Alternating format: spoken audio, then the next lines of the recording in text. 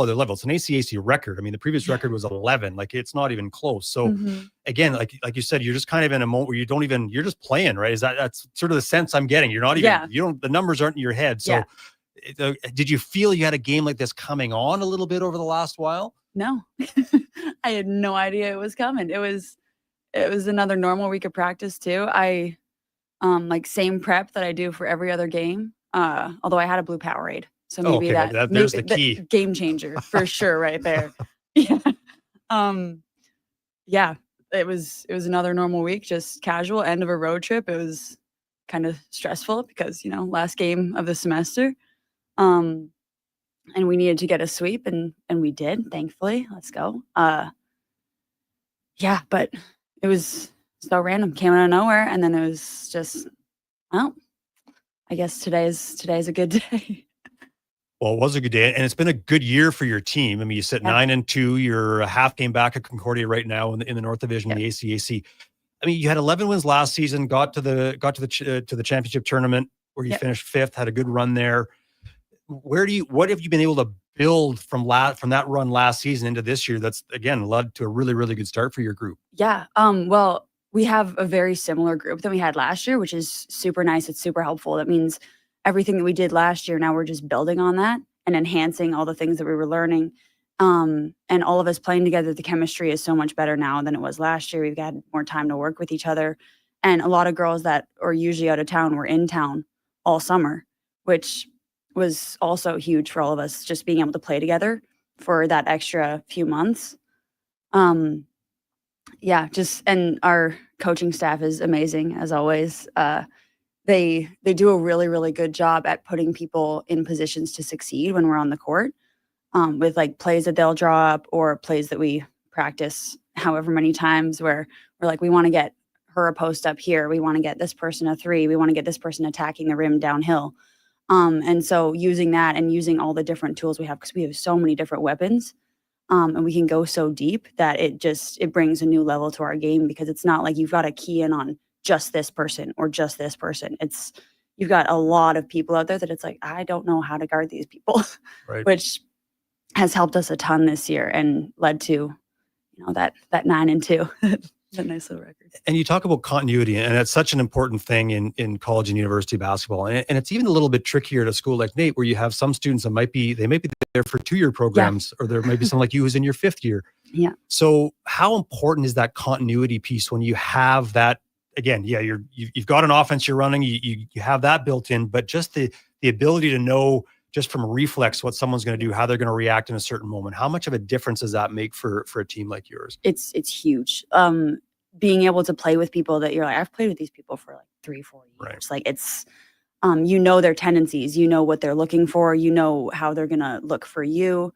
And then you play with these same girls for however long, even like in games, you're playing with them for however many minutes, and you just kind of get into a flow where you're like, great, you're going to drive right. I'm going to like come behind you, and that I'm going to be wide open. And learning what each other wants, because I think most of my teammates know I'm probably not diving to the rim 90% of the time. I'm probably going to just float around the arc and just wait for the ball and hope. So like them knowing that about me, them knowing I'm probably not diving to the rim, I'm probably getting wide. And then, me knowing for everybody else, like you want to get to the rim or whatever kind of looks they want, how they want to get the ball, things like that. Like being able to learn that over the last few years with these girls has been great. And it's just kind of all clicking and coming together right now, it feels. So I have it on pretty good authority from a good source, your coach, namely Kira Lyons, said that you're a teammate that loves to celebrate and support everybody else. So she said it was nice to be able to do that a little bit for you last week. But my question to you is, in your mind, and you've played, again, it's your 5th year, you've been playing basketball a long time. Like what makes a good teammate in your mind? Oh boy, that's a good question. Being there for the highs and the lows is so important. We're all on a similar journey, but they're still all very, very different. We have things in common, of course, like we're all playing, but we all come from different places. We all come from different home environments and everything like that. Being able to learn how other people interpret things that you say and how you say them is so important because you could say the same thing to two different people and they interpret it two extremely different ways. And that comes from team bonding. It comes from learning about who you're around, like, because we actually care about each other. So we want to hang out with each other and learn more about each other, and learning about our pasts and what we hope to get out of this and everything like that. How we just learn in general is so important when it comes to like just talking to your teammates in practice, talking to them outside of practice, make sure everyone's doing okay and things like that. Knowing how they need to be talked to is so, so important. And it's something that it takes a long time to build, that respect and trust between teammates. And then knowing that you can hold other people accountable and things like that. You build that over time. And then once it comes to the moment, you know that you've got that relationship down already, that it's like, I know how I can talk to you and I know how you need to be supported and how you need to take criticism from other people. Like how I can say that to you it's very different person to person. And it's really, really important for teammates, but leaders especially, to learn how they can talk to their teammates and how they will interpret it based on how, like, what the tone, what you're saying, how you're saying it, that kind of a thing. So in general, I think that's really, really important to being a good teammate. I don't have it down pat. I like to think I do a pretty good job at trying to get to know people when they come in and first join our team. And but it's hard. Like, it's a big group of girls. It's tricky to learn everything about everyone, but you kind of just got to do your best and ask questions and try to get to know everyone around you. And I think that it's ultimately what leads to being a really good teammate and a good supporter, leader. Yeah. No, that's a great answer. And I think your point about really listening and understanding how people communicate and what they need. And is it for a team that has championship aspirations like the Nadukes do, does that, because you have that trust and understanding, does it put you in a different spot in terms of being able to, and I'll use the word challenge teammates. I don't mean that in an aggressive way necessarily, but does it put you in a better position to challenge teammates because you can see, hey, I know you have the ability to do X. So does it, that communication allows you to maybe push teammates a little further than you might otherwise? Yeah, absolutely. And then not only that, but it also allows that where I know how they respond. So like I've told teammates to do, I'd be like, you need to like start looking for this. And they're like, I know. And I'm like, okay, I know that's not about me. You're just in the heat of the game. And that's also part of like knowing your teammates, where they also might just be in the heat of a moment and they're going to respond like that, but it's not about you. That's just how they're going to respond. And that's not something that you need to take personally. And so, I kind of forget the rest of your question now that I'm talking. No, that's all good. I'll jump to another one. So, I mean, we talk obviously a lot about the on-court stuff, but you're a student athlete at the end of the day, and you're balancing this sort of dual career, being a student and being an athlete at the same time. For you, how do you find a way to balance both? And tell me a little bit about your plans post Nate and what you're looking to do. I didn't really figure out how to balance everything properly until probably 2 years ago. That was a long journey for me because when I was in high school, it just kind of came quite a bit naturally to me, and it was just, and then in my first couple of years at McEwen, I was so focused on the basketball part of it, and I was just like, I just want to get better. I just want to be like valuable to the team in whatever way I can be. So that was my main focus there. And then once it kind of gets to your fourth and fifth year, you start to think about, oh, I actually have to do something after this. And then that identity crisis starts to hit a little bit. Right. You think, might have to actually dial in to the school part of it and not just, be like, hey, it's easy. It's fine. Doesn't matter. It's like kind of pushing yourself to that next level of like, but I can do better than that.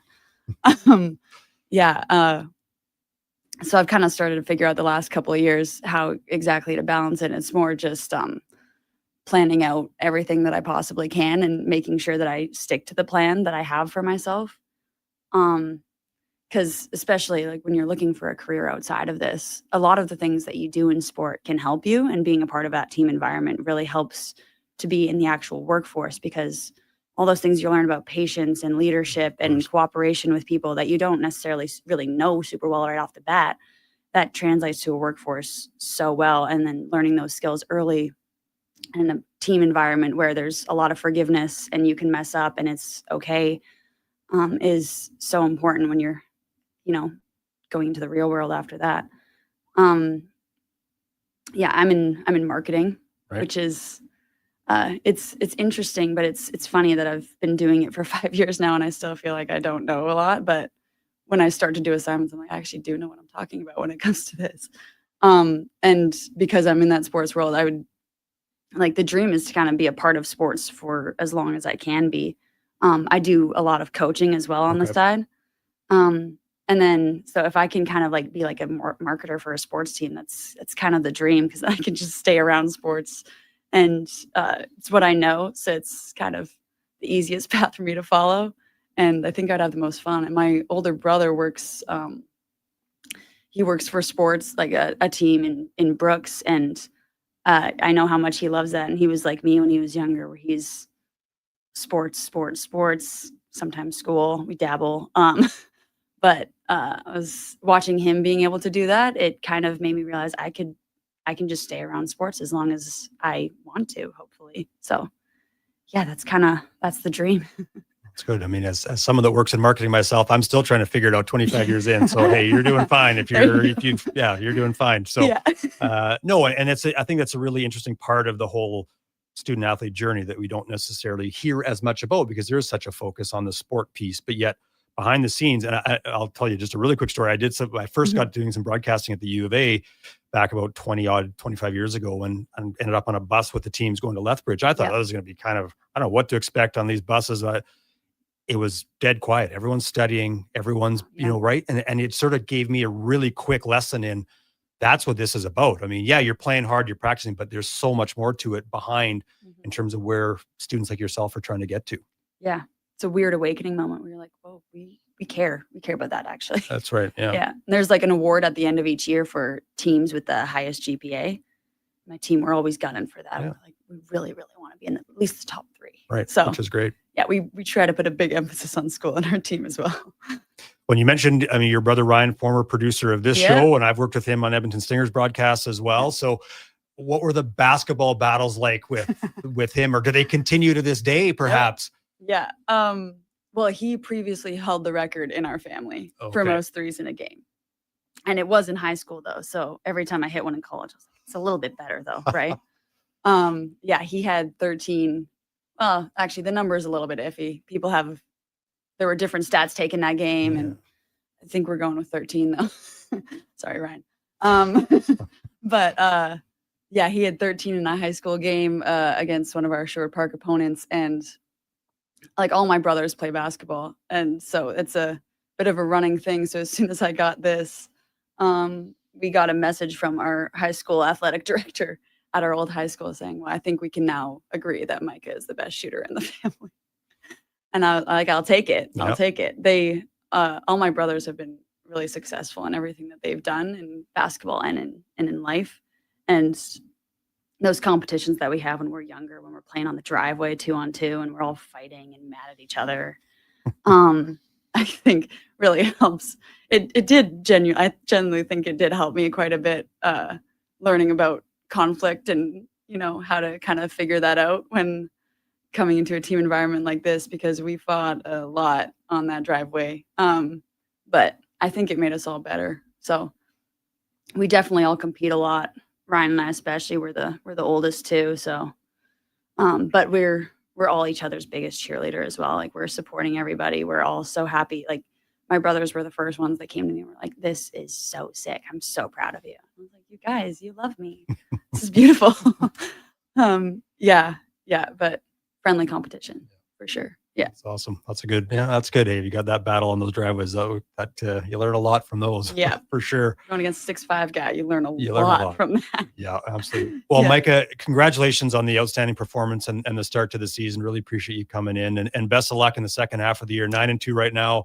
Hope to see a big push from the Ukes, and expect that'll be the case. So good luck the rest of the way, and have a great break and great Christmas. Good luck with exams. Thank you so much. Thanks for having me. That is Micah Reed of the Nate Ukes. Again, an unbelievable performance. ACAC Athlete of the Week, 14 threes, 46 points, part of a team record 17 threes that the Ukes put up in their win over Lethbridge Polytechnic.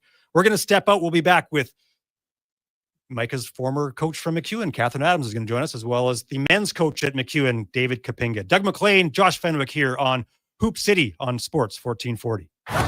Saturday mornings live on Sports 1440. Powered by Subaru. Engineered for Canadian winters. Visit Subaru.ca. When your driveway's covered in snow, Toro and the Lawnmower Hospital have you covered. Toro's gas or battery-powered single-stage power clear snowblowers make it easy to clear right down to the concrete with incredible Toro-powered Propel technology. Face the next snow day without fear, thanks to Toro and the Lawnmower Hospital. Visit lawnmowerhospital.com. The Lawnmower Hospital. This month in Sports History Moment is brought to you by Discount Diesel Parts. On December 26, 1919, the New York Yankees and Boston Red Sox reached an agreement to move future Baseball Hall of Fame pitching slugger Babe Ruth to New York.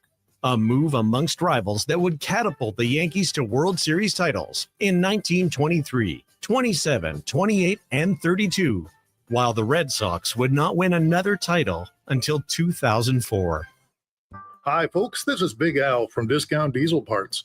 Interstate McBee is a highly respected manufacturer with over 70 years' experience in the heavy-duty diesel engine parts industry.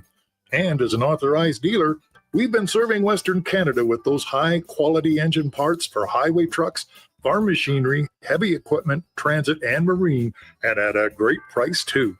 Reach us at discountdiesel.ca and know that Discount Diesel's got the parts to get it done. Part 2 Care Home Care is an approved Veterans Independence Program provider. Not sure if you qualify for personal care, home care, or nursing assistance? Call 780-717-9839 and our team will help you access your benefits. Visit heart2care.ca today.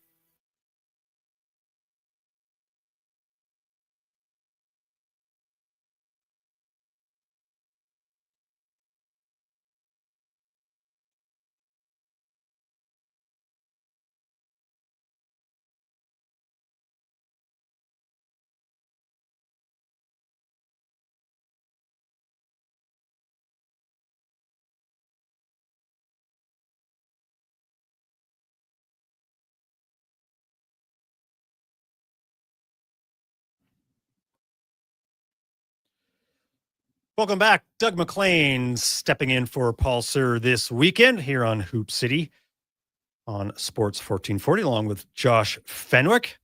And we're now excited to bring in the head coach of the MacEwan Griffins men's basketball team. Took over that program back on May 12th. David Kapinga from MacEwan will join us. David, thanks for joining us here on a Saturday morning. No problem. No problem. I love this. I'm not hearing. We maybe muted there, David. Can you hear me now? We're all good. Awesome. Perfect.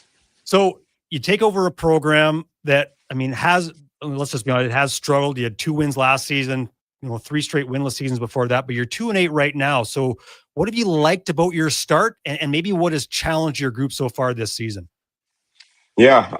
What I've liked about our team is the resiliency. I think coming from previous seasons as such, 0 and 20, 0 and 20, and then 2 and 18, you would think that the players maybe won't have the will to fight, to crawl back into a better season. But that's something that I haven't really seen. Like, guys come in every day ready to work with new hope, and ready to develop all the time. And they ask so many questions and we get to learn. So that's the part that I've been really, really proud of, and they've been able to execute a few times. It's the thing that's been a little bit of a struggle. It's just been, the pace at which we need to learn to convert to those wins. We've been in a lot of games, and something that, let's say we learn a lesson this weekend, and okay, now I know we can handle this thing here. Next weekend, it's a new lesson, and then we have to learn that lesson. And eventually you get to a point where you have all the lessons, and then now, like, I can handle pretty much all those things. But it's just kind of been that progression and time that we need to get those lessons, so we can turn things around. And building on that point, I mean, you've got a handful of fifth-year players, and not to suggest you have to be a fifth-year player to be a leader, but you have no fourth-year players on your roster, so you're a little bit of a younger group in some ways.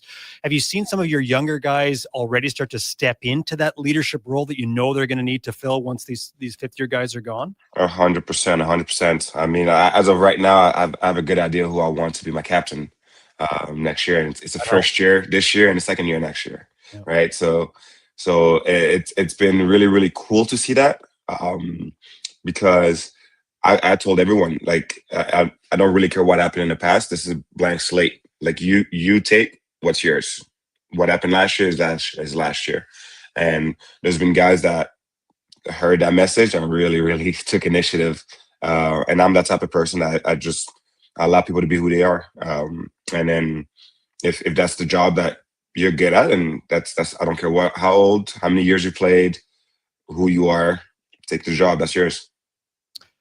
One player of yours that's really stood out to me is Diego Persingular. I thought he just had an outstanding season last year, and again, an example of a player a guy you just talked about, a young player who really took command in a lot of ways of that group. What have you seen growth wise out of him in his second season now with the Griffins?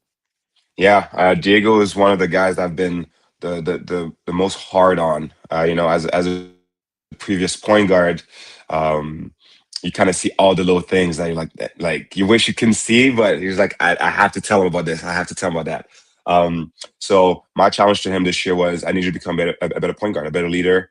Last year you scored a lot, and this year you might not score the same, but I need you to play make. Like you're an important piece of this puzzle, and if you don't play make, who will? And we started with passing. Well, we started with even just seeing help side. Like, that's something that it wasn't innate to him. So we did a lot of funky drills, a lot of film work, for him to start seeing things. Then from seeing things, now I have to manipulate and make that pass. So now that's the second step of us right now is can we make perfect passes on time, on target? Why do you pass the ball to him and not him? Okay, well, I thought he was open. Yeah, he is open. But as a point guard, what I want you to do is make the killing pass, not just the pass. Everybody can make the pass. And so that's been something I've been really, really harsh on him about. And I've told him I'm really, really proud of the step he's taken and where he's come to until this day, because it's night and day. And you can see his confidence in making decisions and calling even the plays. So, like, hey, you can't call this play. This guy's on the court. Or, hey, you can call this play because this guy's on the court. And he's starting to see that, and we have a great relationship. So again, you said that, and again, the past is the past, but a program doesn't turn around overnight. What has been your message to the group in terms of where you see this team getting to over the next few years? What's your message to the guys that are either there right now, or even the guys that you're looking to recruit and bring in? Yeah. For me, basketball, just like really anything in life, it's pretty simple. There's two rules that I have, and then that rule then leads into the vision. So the rule that I have for each individual is be self-aware, know what you bring to the table, what you're not good at, and then be social aware. So, okay, I'm a good shooter and they need shooting. Like, I better be ready. I'm probably gonna go in. I'm a good defender and this guy's killing us. I better be ready. So you preparing yourself individually is number one. And then now, how do I bring that individual skill or talent to the team and find solutions? And right now, our goal is always playoffs. Once you make playoffs, anything can happen. So development of culture, of understanding who I am, and then how do I help my teammates find solutions to the problems? How do I stay calm? Because that's something that, with the team that's been losing before, there's this thing that I call PTSD of like, as soon as you start to lose again, like, you get sad. You're like, oh, this is like last year. And I'm fighting that emotion all the time against them, and finding how to control the temperature of, okay, they need fire right now because they're down. Okay, they're down, but they need care. They need love at this moment to kind of solve this problem, and for us to stop that run from the other team. So for me right now, it's just about creating good culture, them understanding themselves, understanding the mission we're on, and then how can themselves and their skill set help that mission. And last one for you, and I know it's all about team, but you got a weekend coming up in January. You're facing the Calgary Dinos, and of course, you won a national championship. You were MVP at the Final Eight that year. So How is that game going to be? That weekend going to be a little different for you going up against Coach Van Hoorn, or different nerves, or is it treat it like another weekend? I'd like to say I treat it like another weekend, but not really. I'll be honest. Dan is like a big mentor to me. Like he helped me a lot, in my young days, and even until this day. And then knowing Kyle, knowing a lot of the players, like there's gonna be a little like family feud type thing. Like so this game, that weekend is gonna be a little bit more special for me. Good and bad. I hope more good than bad. But I think it'll be a very exciting weekend. And I'll make sure the team is prepared for that one. Well, David, really appreciate you hopping on this morning. Enjoy the break, enjoy the Christmas season, and best of luck in the second half of the year. Thank you, Doug. That is David Kapinga, head coach of the MacEwan Griffins men's basketball team, as they head into the break sitting at 2-8. And now we're going to switch gears and jump to Catherine Adams, the head coach of the Griffins women's basketball team, as they too are halfway through the season, heading into the exam and Christmas break. Catherine, thanks for joining us here on Saturday morning. Yeah, thanks, Doug. Hi, and thanks for having me. Great to have you on. Your 10th season as the head coach of the Griffins, and I know you sit at 0-10. We're not going to dwell on that, but you've had a tough schedule. I mean, hey, you play 4 games against the number 1 and number 2 teams in the country, in the Saskatchewan Huskies and the Alberta Pandas. It's a tough schedule, but there have been some good signs from your team. What have you liked about the first half of the year so far for your group? Yeah, I mean, certainly some challenges, but I think we play in the toughest conference in the country. I think right now there's 1, 2, 4, and 7 ranked team in the country, all in the Prairie Division of Canada West, which I mean is tough but great, because in order to be the best and grow and improve, you want to play against the best. And you're right. I think there's a lot of things that you look at our record and you say 0-10, but I think we've made some really big strides in just our level of compete. And I mean, the reality is probably we could have had 4 wins in there, and we're still learning how to kind of get over that hump and win those games, those close ones that we're in. So really happy with the growth and the way that we've just competed, so far. I think we've gotten better from weekend 1 in Saskatchewan to our last weekend against Alberta. And just touching on that last weekend against the Pandas, you put up 59 points, and you losing that game on the Saturday, but put up 59 points against one of the better defensive teams in the nation. So is that a good example of some of the momentum you can carry through into January? Yeah, absolutely. And that's a big thing that, when we talked about that weekend, is creating that exit velocity and knowing that scoring has been a challenge for us, so far this year, and finding ways to score. And I think the big thing for us is just finding different people who are getting comfortable in their roles and finding opportunities to be able to score, and things that, we've seen demonstrated week in and week out in practice that haven't just quite translated yet into our gameplay. And so certainly really great to see some of those things, come through in the last game heading into the break. Certainly some positive momentum is, we break for exams, but certainly Lethbridge is in the back of our mind. You this season you bring back your 2 leading scorers in Unity Obasui and Tony Gordon, 2 players I've really enjoyed watching. I mean, just really unique and fun talents to watch, as well as your leading rebounder last season, Samantha Hickey. Yes. Does that solid foundation, and they've got eligibility left, all 3 of them. So does that give you that solid foundation that you can really start to build things around to get your program back to, I know, where you expect it to be? Yeah, for sure. I mean, I think it's Unity. Watching her play and the way that she can score the basketball, and even just the growth that she's made. It's funny, you talk to a few coaches and they're like, oh, she's graduating this year. I'm like, nope, she's a 3rd year. They're like, oh God, okay, we got to deal with her for a couple more years. But I do think that we've demonstrated that we have some really key pieces. And I mean, obviously the way Unity scores the ball, Tony just brings so much versatility with her athleticism and ability to get downhill and create and force teams to have to worry about her in that sense, and also defend. I mean, she's a bit of a matchup nightmare, because who do you put on her? And she has versatility to be able to defend a lot of positions. And I mean, Sam's 2nd in the country in block shots right now. So I think there's really a lot of pieces that we can look at and point to and say, okay, we have some really great things happening here. Those players, they still have the rest of this year and another year to grow together.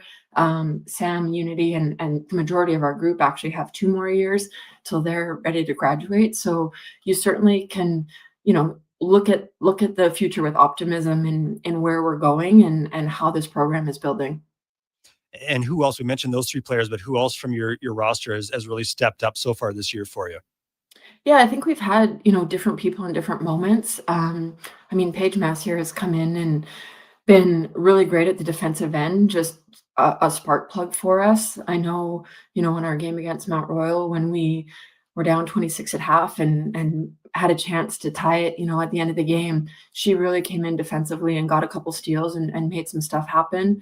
We have, the nice thing is we have some versatility in the point guard spot that depending what we need, we can, Ali and Ayla bring, just different strengths to the position. And we have the ability to kind of go with what's needed given our opponent and what's working that weekend. Sophia Makinen's come in and shown that, she started knocking down some shots, which is something that, we've needed to aid in the scoring stat. So, I think a lot of people, it hasn't been one person consistently, but different people over different weekends have kind of found their moment to really step in and give us what we've needed. And we've mentioned a couple of times the fact that, exam break, Christmas break coming up. How do you as a coach manage that time frame? Because of course you need to give your players time for studying, time for some family time, but you also don't want to lose that momentum and all the work you've put in, throughout the summer and into the fall. So how, as a coach, do you find that balance of kind of doing both? Yeah, I think this break is so necessary for them right now. It's, you play 5 weekends straight plus the preseason. Like it's a long haul getting to this point. And we've got such an academic group that their focus certainly has shifted towards that side of things right now, as it should. And I think you give them the time they need to kind of focus on that, but still stay connected and still, we're talking about Lethbridge next weekend. We're talking about next semester, or not next weekend, but when we're back, we're talking about our schedule and where we're at. And so it may not be front of mind, but we just stay connected during that break and continue to keep the conversation alive about where we're going. And the nice thing about this group is that they're so bought in and so invested in who we are and where we're going that it doesn't really take a lot of work on my part to keep that, momentum going. And I'd be remiss if I didn't ask you. We just had Micah Reed, a former player of yours, in studio here with us. Of course, she had an incredible weekend last weekend with 46 points and an ACAC record 14 threes. What do you remember about her as a player when in her 2 years with MacEwan, and what did you see in her game that's maybe led to where she is right now? Yeah, Micah, great kid, although she's not a kid anymore, but so happy to see the performance, she put forward. And we're talking about her performance, her 46-point performance. I'm like, man, team's got to know that she has that ability. And she had a couple games for us. I remember back-to-back games in Lethbridge where I think she hit 6 threes in back-to-back games. And we won a couple games that year against some big opponents where she was a huge part of coming in and hitting a couple threes when she was a rookie. So I'm not at all surprised to see. She's always had that ability to do it. And, as a veteran athlete now who's really kind of come into her own, I think it's fantastic. And I'm so happy for her. Well, Catherine, really appreciate you hopping on the show this morning. Always enjoy watching your teams play and enjoy the break and best of luck in the second half of the season. Awesome. Thanks, Doug. Good to see you. That is Catherine Adams, head coach of the MacEwan Griffins women's basketball team. Again, 0-10, but I do think it's a bit deceiving. She's always run such a good program there at MacEwan, and they've had some really competitive teams over the years, and you can see that dynamic starting to come together again. And it would be so good to get back to a point or get to that stage where you got the Pandas and the Griffins both battling for playoff spots here in Canada West. So best of luck both to David Kapinga and Catherine Adams as they head into the second half of their respective seasons. But we're going to step out and then come back with the guy, Paul Sir, the guy that's normally in this chair. He'll join us at the 11 o'clock hour for most of the second half of the show. Doug McLean along with Josh Fenwick. You're watching and listening to Hoop City on Sports 1440. From the locker room to your radio, Sports 1440 is Edmonton's sports leader. Real talk, big personalities, and your texts. It's interactive. It's fun. It's where Edmonton talks sports. Sports 1440.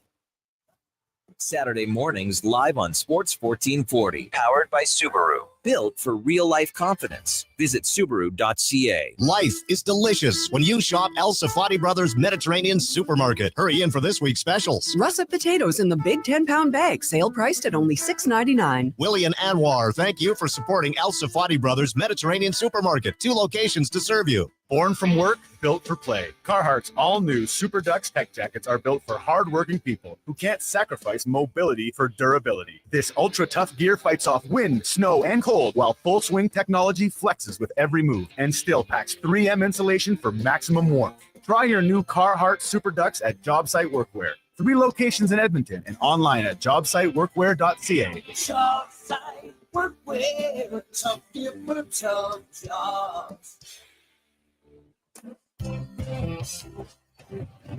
A little ice and snow can't stop your Canadian spirit, especially when you start at the Lawnmower Hospital. Come find a wide selection of top-performing snowblower sweepers and backpack blowers from the best names in snow removal, like Toro, Ariens, Echo, and BCS. Don't forget to pick up pet-safe, plant-safe ice melt, along with Aspen fuel to keep you clearing. The Lawnmower Hospital. Visit lawnmowerhost.com. The Lawnmower Hospital. Hot coffee, hotter takes, and the sports stories that matter. Check out Kevin Carrions weekday mornings from 7 to 11 on Edmonton's sports leader, Sports 1440. Be part of the conversation. 833-401-1440. Sports 1440 in West Edmonton Mall and Wetaskiwin. CKJR is a Stingray radio station. Download the free radio player app and listen wherever you go.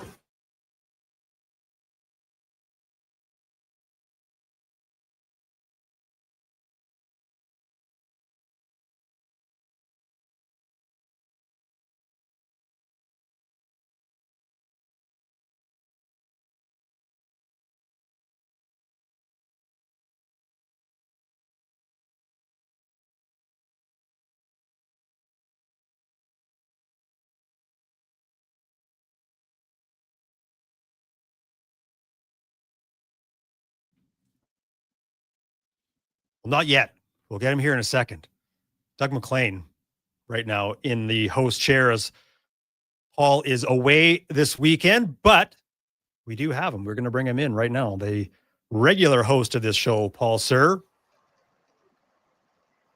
And there we go. Lovely backdrop. Is it actually that green? I hope it's, I get that's a backdrop, but is that indicative of what's happening in Iowa right now or no? No, it's completely different, Doug. It's about minus 15 and it's completely covered with snow. So this is a much more optimistic background than what we're presently living with. So I'm living in a dreamland right now. Well, it's definitely gotten a bit snowy here too when you get back to town. So a little more white stuff here, but hope the trip's going well for you down stateside, and just had really good conversations with both David Kapinga and Catherine Adams, and you know those programs pretty well too, Paul. And I think as we discussed with both of them, just trying to find ways to build on the foundations they've got and gain some traction. So that they can really become, I think, what they believe they can be, which is really, really strong competitors in Canada West. It's just a matter of time. And I believe they've got 2 really great young coaches there that are going to get the job done. David was a real catch for them to bring his coaching, or his playing background, rather, his competitive spirit and his knowledge of the game. What a well-spoken young guy. He did just a great job in his conversation with you. And certainly listening to him, you can see that he's focused on the right things to bring about a winning program. And Catherine, I think, again, it's just hang with her because she will get the job done. It's really tough in a city that has it's a city of 1 million people. The basketball community continues to grow, but you've got lots of colleges. You've got a juggernaut in the University of Alberta that you're battling with for every player and every talent, and you've got to really build it your own way. But I think between Catherine and David, there are brighter days ahead for the McEwen Griffin program. That's for sure. So let's jump now into the deep dive. I have to jump in here. Oh, yeah. It's something I just added in. Yeah. I just sent Josh a couple of photos. I'm in my hometown. Like, the photo in the background is actually my family's farm in the summertime.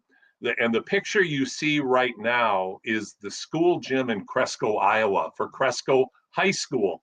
And last night, serendipitously, when I say we, I'm from a family of 8. I'm the oldest of 8.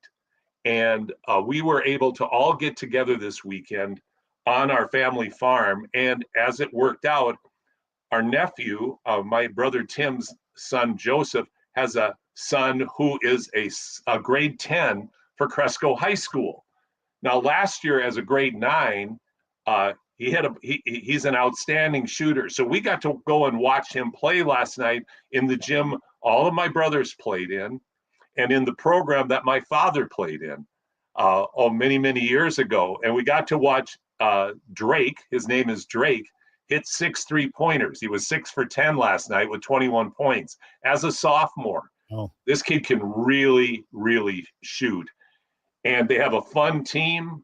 They have some bigs, they have some guards. So we were able to take in a Hoosiers-like experience at the gym and really, really reveled in it. And I have another picture, and I really want to share this because it really ties into my love for the game of basketball, where it came from. My father was a very good basketball and baseball player. I was drawn to basketball at a very young age. And as I mentioned, I'm the oldest of 8, and I have brothers and sisters that all played not just high school ball. They were all first team, all conference players, and they all played post-secondary basketball. So I have 4 brothers and a sister that all played and all played very successfully. And I think we were calculating there was about 6,000 points scored between us in high school. And so our family is a basketball family. There you can see the picture in the lower right corner. That's myself and my brothers and my sister, Mary. And they're just, not just great people. They were great players. And we have such a love for the game within our family. My mom, at 92, still locks in at the TV, was watching on YouTube last night when Drake was playing, watches the University of Iowa. So this is really Hoosiers for me. This is much more than a homecoming. It really is a pilgrimage. And I think, Paul, it's hard again, you've said it and you've been a big part of it, the growth of basketball in this city and in this province, in this country for that matter. But I think it's hard for us, even living here on the prairies, to really understand the nature of what basketball means to, in the Midwest and small town in the Midwest. And I mean, you grew up in that. So, you gave us the picture gives us a good sense of it, but just maybe give us a sense of the history of that and the dynamics of what that really is like in some of those high school gyms. Well, it's much more than a sport. It's much more than community. It's almost a sacred union, not to sound overly dramatic, of people working together and it meaning so much, not just to the players, but to, parents, families, school. Last night they had a wonderful student section cheering and harassing the other team. And just everything about it was electric. We pulled into the parking lot. The parking lot was packed. The girls' game had a huge crowd. We had a real good crowd at the guys' game. And there just is a love and a genuine enthusiasm that is hard to duplicate. The closest I've seen really in Alberta and in Canada is down in southern Alberta, Raymond, Cardston. I mean, those towns have a very similar American style passion for the game. But yeah, it really is special. And I was recalling yesterday was the anniversary of my first grade 10 game. And I can remember that day like it was yesterday. And I mean, it's a long time ago. And the magic, it was the first time I started on the senior team, and all the things that went around it. But it was just so much more than just the game of basketball and how it influences your relationships, your life, everything. The ties are really, and they're organic and they're tradition and they're over generations. And you can't just manufacture that. And and it just has to be its own thing. And we certainly had that sense last night to come into the gym together, watch Drake play so many years down the road from when my dad first took the court in Cresco in 1949. We just have so much history and love for the game, and to be able to go and experience that was just something that was really, really special. Well, and to bring it to a bit of a local context, I mean, you think about, we mentioned earlier in the show, the Reb Invitational next week and some of the other big tournaments are going that I think do a good job of bringing some of that atmosphere that you talk about. But again, it's just, it's talking to people like yourself. It's embedded differently, I think, in certain parts of the U.S. than we experience here in this country. But I agree with you. I do. The passion that so many people in Edmonton, in Alberta, in Canada have for this game and how they're doing their best to create this experience. Anybody that can go to the Totem Hoop Classic can go to the Reb. You're going to get passion. You're going to get emotion. You're going to get when you're there, you're part of something special. Here, it's something special for virtually every game. That's the difference. Where in Canada, to this point, it's still one-offs, but it's getting better and better. There's so many people dedicated to the sport of basketball, to growing it, to playing it, to coaching it, officiating it, and it's growing. It's coming. New Canadians come in. What are the sports they love? Soccer and basketball. Those are the sports that they're drawing to. Basketball continues to grow and evolve. I mean, we're going to talk about the NBA and Canadians in just a second, Doug, but it's on a great trajectory. It just has to happen organically. You can't force it. 100%. Couldn't agree more. And with that, let's jump to Gimme 5. Josh Fenwick, let's bring you in with some really fun questions we're going to dive into here over the next little bit in the deep dive. There's the guy. Man, Josh, you're a lot better looking than I remember. You look really good on camera. Thanks. I also got a haircut. Oh my gosh, you're the full deal today. I got a haircut too, so we're all looking really great over there. I'm a little blinded, Doug, but no, it's good. It's okay. It's the permanent haircut. It's good. Yeah. All right, gentlemen, give me 5 on the deep dive. Oh, that rhymed. All right. A lot of Canadians balling out in the NBA right now. What are the standouts? And in one case, what is a really surprising performance that you've seen from a Canadian in the NBA? We got a lot of guards, but then, there's some forwards and things, but Nemhard twins, SGA, Jamal Murray, likes of those. Who's been standing out and who's been surprising? Ryan Nemhard, who played at Creighton and then transferred to Gonzaga, led the nation in assists in his last year in the NCAA. 5'11", 160 pounds. He has gone to Dallas, and I think it's very well documented and people are aware of the Dallas drama, the ridiculous Nico Harrison trade of Luka Doncic to the Lakers for the outstanding but oft-injured Anthony Davis, all of us. And then they somehow, by, the basketball gods smiling on them, get Cooper flagged. But with the injuries that they've had a rough start out of the gate. So here comes this skinny little Canadian guy, and he lights it up. And he's doing a great job. He's like the glue guy for this team. And now they're reeling off wins, and they're looking like a team that you really don't want to play, where that 2 weeks ago, you were looking forward to playing them. Cooper Flagg continues to come into his own.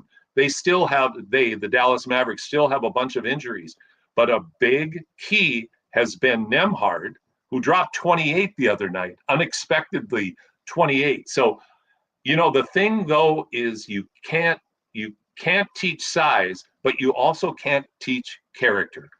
And this kid has loads of character. He's diminutive in size by NBA standards, but he proves once again it's the size of your heart and the size of your your basketball IQ that's going to lead you to success. So he's been such a pleasant surprise in the early going and solidified this struggling Dallas Maverick lineup.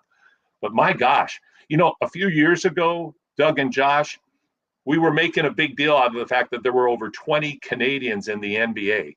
But the reality was, when you went past Steve Nash Everybody else were, I mean, they're on NBA rosters. That's a huge accomplishment, but they weren't the stars. They were role players. We've got stars, and we've got big stars. I mean, Shai Gilgeous-Alexander, MVP, and you can make a strong case. It's all down to he and Jokic for MVP for this year. For I think what is it, 22-1 now? The ridiculous record of OKC. Are they ever going to lose again? And SGA continues in a machine-like, unstoppable fashion. Like every game, it's not a question of whether he gets over 20. It's how high into the 30s does he get? And he's still efficient, and he's making other people better. I mean, it's just he's amazing to watch. Jamal Murray dropped 52 against Indiana the other night. Jamal, he's a little up and down this year, but he's got it back now. He's got his swagger back. Dillon Brooks, the guy who looks like he should be in the Godfather movie in his demeanor, because he looks more like a hitman in how he tries to portray himself. Career season in Phoenix. One of the key reasons why Phoenix has gone from an absolute dog of a team, a doormat, to a team now that's competitive every night. And Dillon, I think he's averaging just over 22 a game. He's a lockdown defender and one of the better trash talkers in the league. So I like that too, coming from a Canadian. And then the other night we got to see Shaedon Sharpe from Portland. And he's, I think, a strong candidate for 6th man of the year, but he's averaging over 20 a game, and he's just starting to tap his talent. I think he's just barely 21. So, I mean, we've gone from a lot of players in the NBA to a lot of the top players being in the NBA that are Canadians. Yeah, I mean, when I was growing up, we had Mike Smrek, Bill Wennington. There weren't a lot of guys, right? And guys who were playing bit roles. And like you mentioned, these guys are playing huge roles. And I'll just add, I agree with everything you just said. I'll just add 2 quick things. Jamal Murray, interesting stat I read the other day, that in his last 3 seasons, October, November, he's been around just over 17 points a game. But October, November this year, over 23. So he is bringing it a little bit earlier, and just feels like maybe he's healthy again. Maybe he's sort of finding that consistency in his game that's been somewhat lacking, largely, I think, due to injury. And then I completely agree on Dillon Brooks. The offensive ability that he's been able to bring again, and we've seen flashes of it. He had 18 a game with Memphis a handful of years ago, but he's on pace right now for a career high. And everyone's known, when you watch him with Team Canada, he's a lockdown defender, as you said, Paul. But now the ability for him to bring that offense, that changes Phoenix. Even if you look at the Canadian side of things heading down the road from the national team perspective, that changes the dynamic of what he can become, because as a more confident and useful scorer, that changes things too. So it's a really interesting mix of talent that Canada is developing, both in terms of what they're bringing to their NBA teams, but I think what the potential for a 2028 Olympic roster looks like, it starts to become a pretty scary group.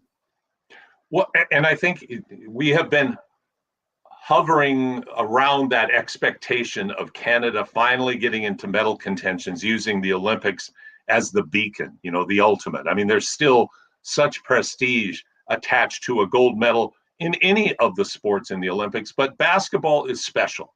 Basketball is very special, and it has a unique history with the historical U.S. dominance, and then the interseeding of various countries upsetting the Americans over the years. And Mike Krzyzewski, back in 2000, I think it was either 96 or 2000, said, "Watch Canada. That team is going to be on the podium." Now, I think Mike suggested that it might be as early as 2020. We haven't gotten there yet, and I think everybody agrees it was a bit of a disappointment in the Paris Olympics when they got bumped out. But when they come back with a more experienced team, a couple of more big guys, because I think we all agreed having Zach Edey would have made a big difference. 7'4" in the middle, and in the FIBA game is very, very different than trying to go small against a lot of those big international players. So you're totally right. It looks brilliant for Canadians' future. And to see the impact at the highest level in the NBA, that's another one of those plateaus that Canadian players are reaching. And the trickle-down effect always, as we know, Doug and Josh, is that younger players start knowing that they can do it too, because they're seeing it done by their countrymen. Let's step out. We're going to come up against a break here. Let's step out, and then we'll come back. We got 4 more questions to go in Gimme 5. It's Doug McLean, Paul Sir, Josh Fenwick. It's Hoop City here on Sports 1440. Saturday mornings live on Sports 1440. Powered by Subaru. Safety, reliability, and uncommon value. Visit Subaru.ca. For families raising children with disabilities, compassionate help is available. Heart 2 Care Home Care provides highly trained caregivers for respite care, personalized support with daily activities, and more. Visit heart2care.ca. Flamin helps you load trucks safely, quickly, and efficiently with conveyor belted truckload conveyors.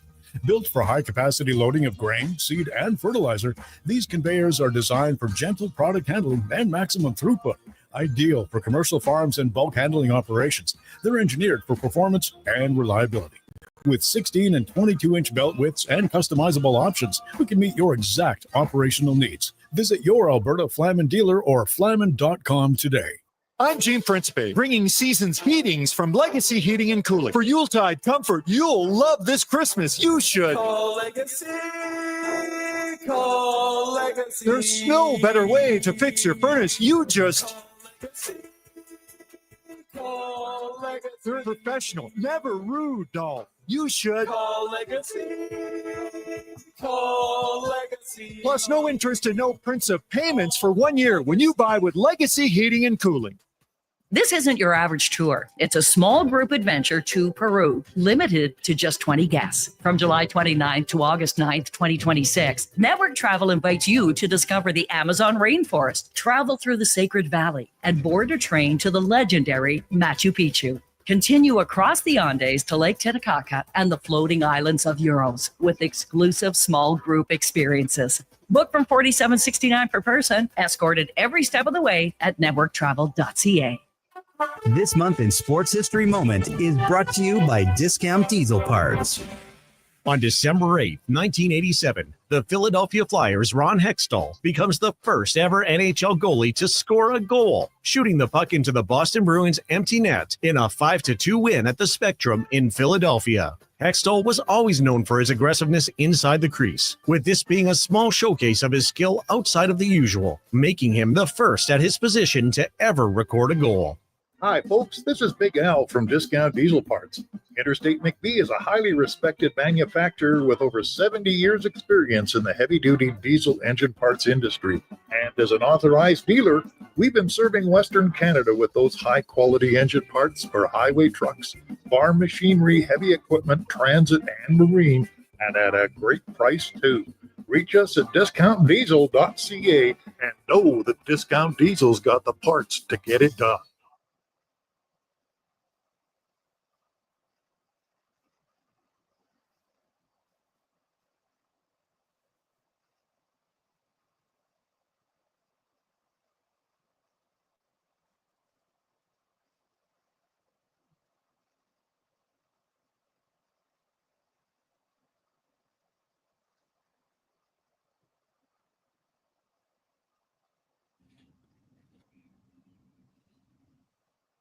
Welcome back to Hoop City here on Sports 1440. Doug McLean along with Paul Sir. As we continue here with Josh Fenwick and Gimme 5. We got through question number 1. Let's jump to number 2. All right, gentlemen. Question number 2. The Raptors, they lost pretty dramatically to the Lakers. And then they lay an absolute egg against the Charlotte Hornets last night. But the big storyline of the last 2 games. LeBron James, his double-figure scoring streak ends. 1,297 games. Second place, Michael Jordan, who had a not-too-shabby 866 straight games with double-digit points. He's in second. Can LeBron's streak ever be broken? I look at it like Stockton's assist and steal record. It's never good. They probably will never be broken. I mean, get this. LeBron last scored in single digits in 2007 when Steve Jobs was announcing the first iPhone. That's one of the many little stories surrounding this. It's an incredible historical run. And of course, there's always the GOAT debate, who's the greatest of all time. That's a whole different debate. But I just think this is an unreachable streak. for anybody to be able to match that. Now, you say that, you look at Gilgeous-Alexander, it's hard to imagine him ever scoring in single digits. Any record can be broken, but this is one of those that, as I mentioned, other ones like Stockton's that are just going to be really, really, really difficult to have a shot at. Yeah, I mean, this makes for boring radio because I can't argue with any of that. It's 100% true. I mean, the fact is that, and I mean, Gilgeous-Alexander is an interesting example. I mean, I think this year he's had 2 games of 23. Beyond that, he's been basically in the 30s and in the 40s all season long. So, but you look at a LeBron or a Jordan, I mean, focal parts of those teams' offenses for years and years and years and years and years. And that's the piece that has to continue to happen if you're SGA or whoever that can have a streak like that. I don't think it's breakable. I think it's impossible. But we might have been saying the same thing about Jordan at 800 plus. So you never know. But the only thing that makes me pause a little bit is just that these athletes are so well conditioned and so well trained now that they can play. It's the longevity piece. And again, like you said, Paul, we can get into the debate of who's better, Jordan or LeBron or others, but it's that longevity piece that is the one area where if you have an SGA, just to use him as the example, that can continue to be part of really, really good teams. And he has the kind of game that allows him to produce night in, night out. Like he's not heavily reliant on the 3-point shot. He's a guy that can score all over the place, just like LeBron could, just like Jordan could. So if there's a guy that could do it, it's probably him. But that longevity piece is the one that I think you have to have. You have to stay healthy. That's not ever always in your control. So I think it's unbreakable, but you never know. Never know. It's one of those fun little asterisks that you look at and you say, and you kind of have the opportunity to reflect on what a remarkable career LeBron has. Real quickly before we jump to number 3, I'll just touch on the Raptors. We're seeing cracks right now with the Raptors. They had a 1-4 start, then they went on a real nice streak, mostly against weak teams. And I think a lot of people said, okay, let's see when they start playing better teams. Charlotte's not a better team. And I think, but you also have to look at the injury bug. I mean, they didn't have Pirtle again. RJ Barrett's been out for a few games. Ingram had a dreadful game. As in Scotty Barnes too, they looked tired. They played tired. There's a great story happening in Charlotte right now with Con Knipple, the Dookie that we're going to talk about in the next question, kind of reinvigorating a very, very a franchise you never even think of. Like when you think of the NBA, do you ever think of, those Charlotte Hornets? Never, ever are they thought of. Knipple's made them relevant. So hopefully the Raptors can get back on track. Hopefully, more importantly, they can get the injured players back and the starters can stay healthy, because if they do, they're a pretty darn good team. Jump to number 3. Yeah. Just one more thing I want to add on the LeBron thing before we go to number 3, guys. So Kevin Durant currently has the longest streak now of double-digit point games in a row. He would have to score 10-plus points if he played all 82 games a season for the next 12 seasons to break LeBron's record. So why not? That's what I love stats. Yeah. You can make anything interesting with stats. You really can. Just a fun little addition there. All right, number 3. There's a lot of new kids on the block in the NBA right now. You got big names like Cade Cunningham, first overall pick, and Jarrett and his running mate and Jalen Duren in Detroit. The Dookies, you said, Con Knipple, Cooper Flagg, and then people that were sort of written off but are still quite young, and like Josh Giddey and Denny Avdia. Austin Reeves is having a monster year, and a bunch of other players around the league. What do you take of these? What's your take on these new kids on the block here? Man, oh man, are they fun to watch? Like Detroit, you talk about going from the outhouse to the penthouse. Like that's a lot. I guess I'm in Iowa too long. I'm starting to make a rural Iowa analogies. But Cade Cunningham and Jalen Duren. I mean, Cunningham you knew was going to be really good when he came out of college. Duren has, I won't say come out of nowhere, but I think his development has been he's gone much further, much faster than anybody thought. Like, this guy's really good, like really good, both ends of the court. He's a great defender, great rebounder. His offensive game continues to get better and better. And when you look at the amazing turnaround in Detroit, I mean, 2 years ago, what did they lose? Like 38 games in a row. There was some ridiculous stat from a couple of years ago. They were unbelievably bad, and thinking this is one of those multi-year rebuilds. And lo and behold, 2 years later, they're in the thick of it and arguably the best team in the East. And Cunningham and Duran are fabulous. It's fun to watch Knippel and Flagg because, everybody expected Cooper Flagg to be great. I think he's off to a good start. I don't think he's blown people out of the water with his start in Dallas, but when you watch him, he's getting better and better every game. He's the first player since LeBron James as an 18-year-old to have 3 consecutive 20-point games in a row. Like, the guy's really, really good. He's gonna live up to his billing over his career if he avoids serious injuries. There was always questions about Knippel, whether he was going to be able to, is he quick enough? Is he athletic enough? Well, we know the answer now. He's not only really good, he's really tough. And he's just been a lot of fun, and he's made a very boring Charlotte team, I think, a team of interest and a lot of fun to watch. But I thought that was a great term, Josh, like some of the forgotten ones, like Josh Giddey got unceremoniously traded from Oklahoma City. He's helping Chicago get better quickly. He's really good. Watching Denny Avila from Portland, I don't know if you've seen him play, Doug, but my gosh, Israeli player.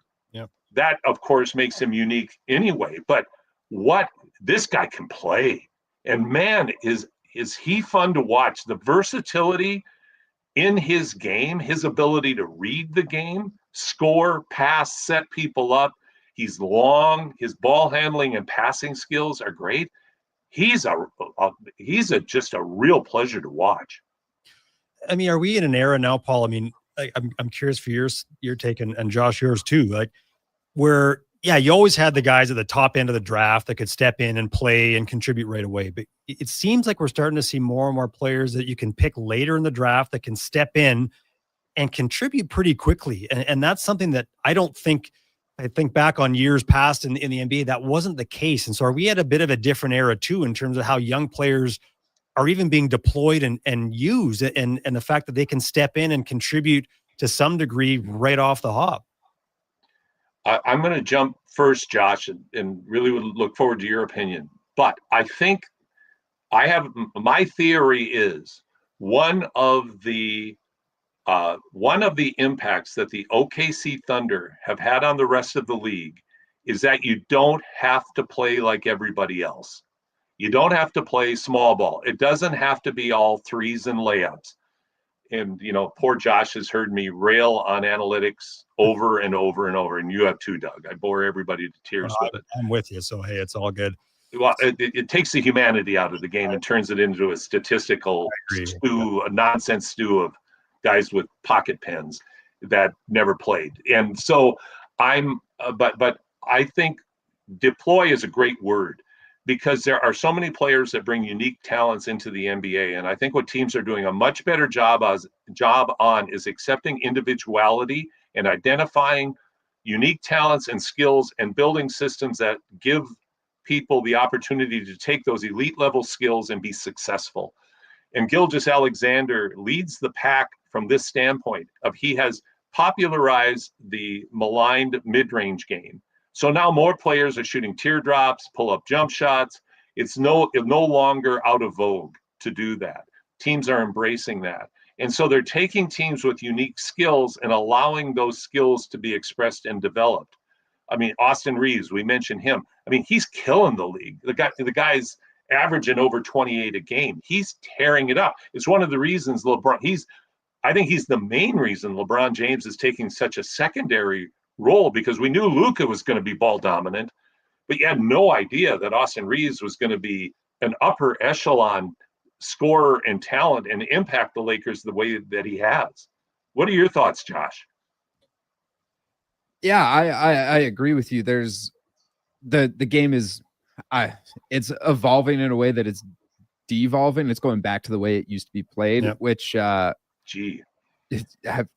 Yeah, I mean, like, that wasn't fun to watch. It's really fun to watch guys just chucking threes and shooting layups. That's much better. yeah, I know. Just wow, that's what I love to turn my TV on for. Yeah. I also think that, like, I have to whipping it into anyone that's watching that's also a hockey fan is like the NHL has moved to such a skill game, and that's what that has happening to the NBA now. Everyone has so much skill. Yeah. It's not just a size game anymore. It's can you get to your spots and what's your footwork like and all these things. And so those can kind of fall to the wayside because everyone is so skilled. Everyone wants to show off their skills. So when you go deeper into the draft and then a couple guys go down to injury, now all of a sudden you got your second round pick playing 13 minutes a night, and oh my God, he put up 15 points tonight. What's going on? That was pretty good efficiency. All of a sudden you find out these guys are really skilled, like what happened with Austin Reeves. He just slowly carved out a role for himself on the Lakers. And now this year in games without Luka, he's averaging 40 points per game with 10 assists. Like, what are we talking about here? I never thought LeBron would play third fiddle in his career. And now here we are. Austin Reeves is the second man on that roster. Do you think, Doug, the Raptors hoped that Grady Dick would be a similar developing player to Austin Reeves? And it's a true two-pronged thought. Is Dick now in that unenviable position where the coaches obviously don't have confidence in him? Yep. He's obviously on a short leash. In this environment, can we ever see whether or not Grady Dick has much more of an upside than he presently appears to have? I think you're right. I think that's exactly what they thought he would be, is that complimentary guy to Scotty Barnes. Of course, they brought Brandon Ingram in as well to be a real focal point offensively, and maybe that's pushed Grady Dick a little further down. I mean, he's clearly shown flashes, but you're right. The inability for him to be consistent, I think, has made it difficult. But maybe now, I mean, again, and you hinted at it earlier. I mean, they had a tough start, good run, tough little stretch here lately. Does that allow a guy like him to get back in? And I think you brought up a great point earlier that teams need to figure out what they are rather than trying to figure out what everybody else is and combat or become exactly that. And so I use that just to say that I think a guy like Dick that has a decent stroke, there's some versatility to his game as well. Can he be a guy that can just provide that extra piece to the Raptors? Because at the moment, if you're not playing him, he's an asset that you're not going to get much in moving him. So that doesn't make a lot of sense. So you're kind of stuck a little bit of trying to figure out how you continue to develop him. And I think for a team like the Raptors that aren't always going to be a top draw free agency wise, you have to find ways to develop your players. And at least to this point, it hasn't evolved maybe the way that they would have liked with Grady Dick. Well, and they, in the first season, as I recall, they put him down into a two-way situation with the 905 G League team so he could develop his strength, develop confidence. So there was an effort up front. But like, to me, last night was one of those games where he should have had the opportunity, and he should have been ready for the opportunity to go in and make an impact, because obviously they were fatigued. They have injuries. What an opportunity to seize the moment. And it looks to me like the confidence of lacking the blend rather of a lack of coaching confidence. And it looks like Grady, he has more confidence in his shaving commercials than he has in his game on the court. And I think that he just was not ready for the moment. And that has to change. So why don't we jump up to number 4, Big Josh? Yeah, absolutely. So a lot of things going well for a lot of franchises in the NBA right now. A lot of things going not so well. You got some sunshine and lollipop teams. You have some partly clouded teams listed. And then you have slow motion train wrecks. Who fall into those categories there? Well, I mean, of course, OKC, like juggernaut, unstoppable, just beating everybody, good teams, bad teams. Right now, it doesn't matter.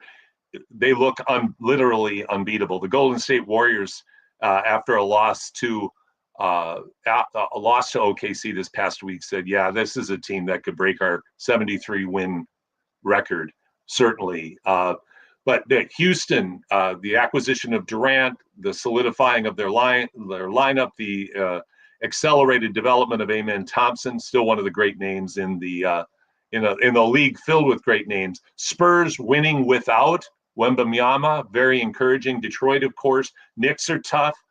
Raptors, I kind of move those over into the partly cloudy category. And Miami, and the only reason I mentioned Miami is they shouldn't be winning games. They're not that good with their talent. But this is a prime example of adaptability at the coaching level. They've taken away the screen and roll style of play, and it's just 7 seconds or less. And as Ben Golliver pointed out last week, it's more like 4 seconds or less to get a shot. It's just rat ball. It's high level, high skilled rat ball, and they're just going. And nobody expects that they're going to win a playoff series, but man, are they fun to watch. And they are winning games that they probably shouldn't. Anybody you would add to the Sunshine and Lollipops crew, Doug? I'm going to add one, and I don't know if maybe can I create a partly sunny category? We have a partly sure. You can nuance it. That's great. I'm going to throw the Orlando Magic into that partly sunny category. They're 14-9. They had a 500 season a year ago, got to the playoffs, won the play-in, lost to the Celtics, but they're 7-3 in their last 10. And they're a team, and I'm with you on the analytics. I think it's interesting stuff, but I'm not sure it's always that useful. But I'm going to use a couple numbers that have jumped out to me that would be more in the analytics category. And it's things that I like to see in a basketball team. They're third in the league in terms of how they in terms of fast break points. So they're a team that plays with pace. They lead the league in drive points per game, and they're fourth in second chance points. Those are some underlying things that, in my mind, push you to become a better team. You've got Franz Wagner, who's been really, really good for them. They get Paolo Banchero back. So they're a team that, again, not flashy necessarily, but some of those underlying things that to me indicate a team that battles hard and is playing the game, as we've all been discussing here in the last 20 minutes, playing the game in a way that I think is where the game is going. Pushing the pace, using skill, taking shots where you get them, not relying just at the rim or just beyond the arc. So I'll throw the Orlando Magic into that conversation a little bit. I love the partly sunny, and I would even, they're not quite sunshine. They're not quite at that level, but they could be mid-season. Yep. You're absolutely right. The partly cloudy teams to me are Boston only. In a lot of ways, I think they're in that partly sunny category that you've created, Doug, because I think they're exceeding expectations. Without Jason Tatum, with the amount of salary that they had to dump and the talent they had to unload, for them to be winning games. And the other night they played the Timberwolves, and Jaylen Brown and Anthony Edwards just put on a show of just such high skill offensively. I'm throwing Cleveland in because I think I don't think they're underachieving. I think they're surprised that they're not winning more games, but they didn't sneak up on people this year like they did last year. And I think that's a team that should get better through the year. And by the time playoffs come around, solidify its very talented roster and get some key pieces back from injury reserve as well. The Nuggets, I think they have Jokic. Huge deficit, and then they, big comeback and beat the Hawks. So, I mean, there's maybe their season in a bit of a nutshell. 100%. And of course, on that night, who's the guy that's throwing them on their back and lugging them back into the game and putting up monstrous numbers? I mean, Jokic is like, it's like watching Mozart write, a new piece of music. The guy is ridiculous. The things he does, the variety of ways that he does the things he does, is just incredible. But Timberwolves are another team. I still don't buy them. I like them because I'm a fan of the Timberwolves, but I don't like their bench that much. I love Edwards, of course. I think their starting five and Naz Reid are fine. We go beyond that, they're pretty suspect. But they'll be in the thick of it again, and they may win a playoff series but they really need to make a couple of moves to solidify their bench. But the slow motion train wrecks, I just love that image.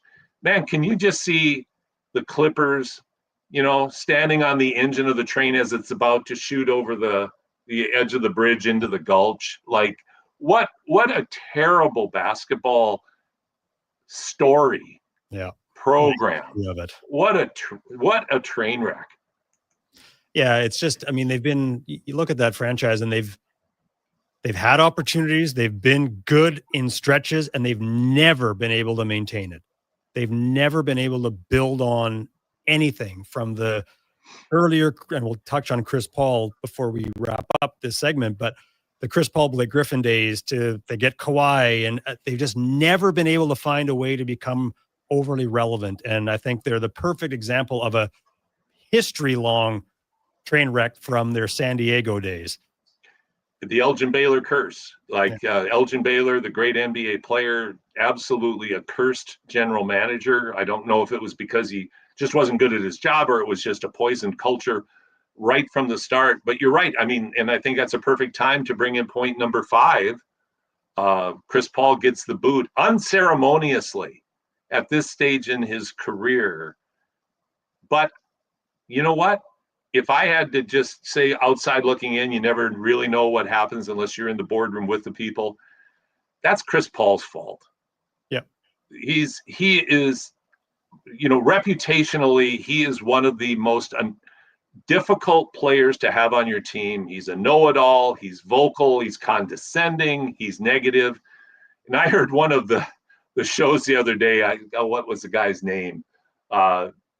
I can't think of his name, but he had a bunch of NBA guys, and they were ripping on Paul about keep your mouth shut, wave to the crowd. It's your last year. Why are you in the locker room and in the media ripping on your teammates and your coach and telling everybody how they need to do it when you can't do it anymore? And I mean, that's the fact. He can't perform anymore at an elite level. And I think that's the difference. I mean, I think it's one thing, and I'm not saying that teams or players will always love that kind of pushing, but they'll live with it when you're putting up 20 plus a game and, double-digit assists. Yes. But when you're 2.5 points a game and whatever he's averaging, 14, 15 minutes a game, it's just not going to happen. And contrast that, and again, I know it's a different thing altogether, but contrast that with the description of team that we heard earlier from Micah Reed with the Nadukes and how she described what a good teammate means and what you do to listen and understand your teammates and know how they need to be pushed, how they need to be challenged. A guy like Chris Paul, that doesn't even compute. It's just, there's one way to do it, and this is the only way that you do it.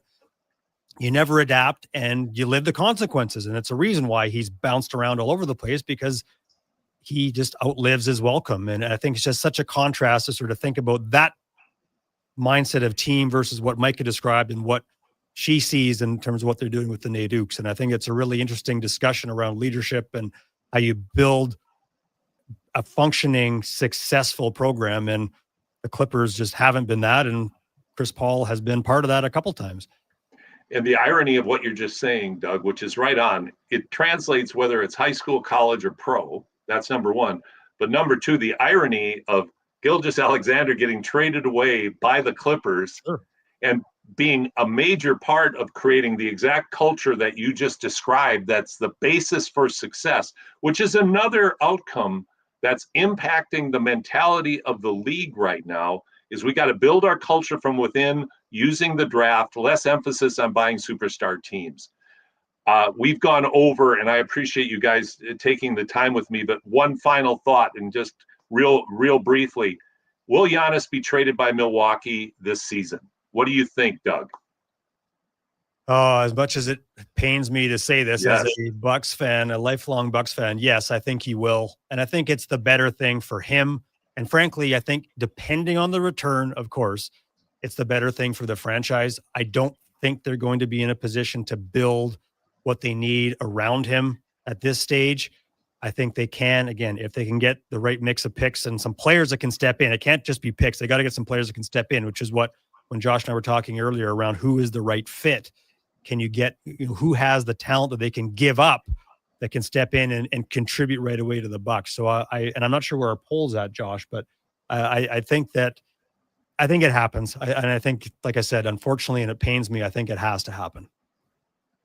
Great answer. Josh, what do you think?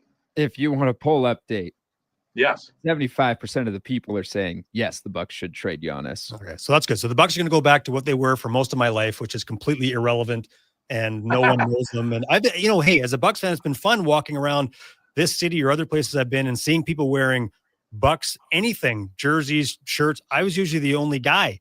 And now there's like some of us, but they're all going to go away now. So I'll be back to the only guy in town with a Bucks anything. So, you know what? So what I find fascinating about history is how it tends to repeat itself.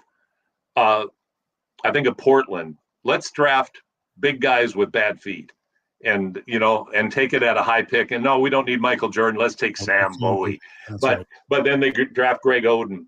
Milwaukee had a fellow by the name of Kareem Abdul-Jabbar. And this is the same identical scenario. Is they came to a point where they had to make a move, and they got 4 players from the Lakers, Len Elmore, Brian Winters. And it took a while, but they became respectable again. But they took a step back. I see it as well, though, as an inevitability. It kind of is at that critical mass point now that Giannis is still hungry for a championship.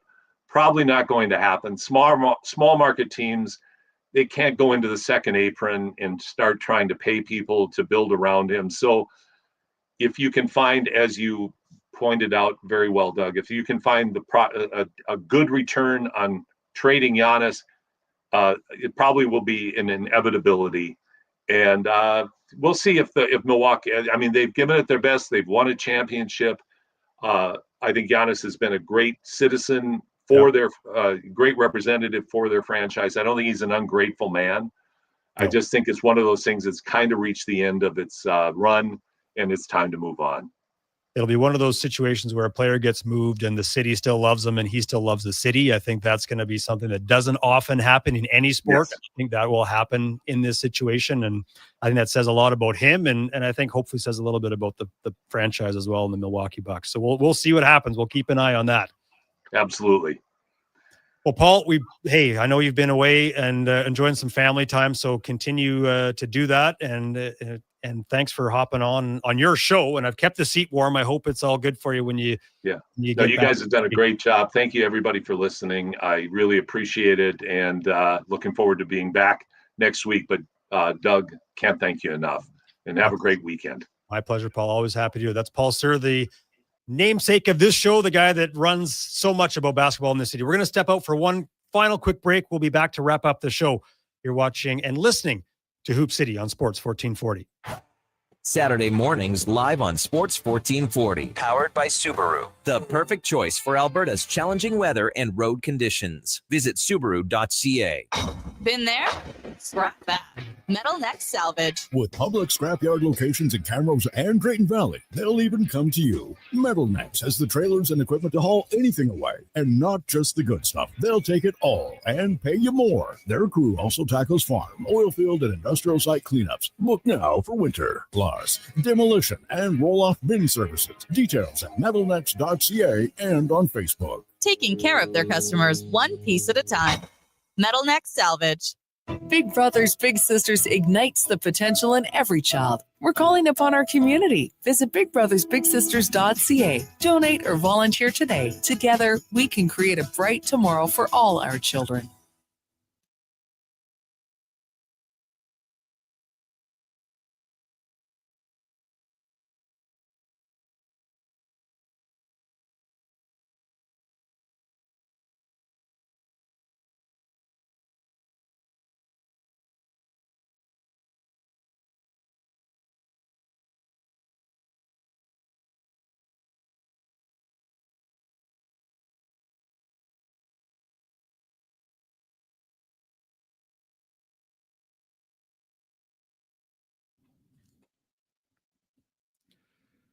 Ooh, a little Leonard Cohen to wrap things up on a Canadian winter day. That seems fitting. So Doug McLean, along with Josh Fenwick, just had Paul Sir on talking all things NBA. We've had a great show. David Kapinga, Catherine Adams from the men's and women's programs at McEwen. Had Micah Reed from the Nadukes earlier on. Really enjoyed that conversation to hear her experience putting up 46 and 14 threes on a 9-2 Nadukes team as they head into the second half of their season. As we wrap up the show, of course, I do call, along with Mark Majot, the Alberta Golden Bears and the Alberta Pandas games, and both of those teams off to fantastic starts. The Pandas are 10-0, number 2 in the country, and they've just been steamrolling teams so far this season. They've got depth. They can score all over the place. They push the pace. They'll press you to death. They can defend. They've got a really, really tough matchup. The only team ahead of them in the national rankings will be here first weekend of January. The Saskatchewan Huskies will make their way to the Saville Center to take on the Pandas. That'll be a great weekend. So, definitely get out to watch the Alberta Pandas, Alberta Golden Bears, get out to watch McEwen. There's some great basketball being played in this city. Golden Bears under new head coach Jeff Pippis, they're 8-2. So a great start for them as well. Their schedule not too bad heading into the second half of the season. So we'll see where they can end up as the season winds down. A season that was maybe a bit uncertain in terms of where they would be with a new coach and still a relatively young and somewhat inexperienced roster. But good start for both of those teams to the first half of the season. I know Paul talks a little about 3x3. Just want to touch on a couple things on that front.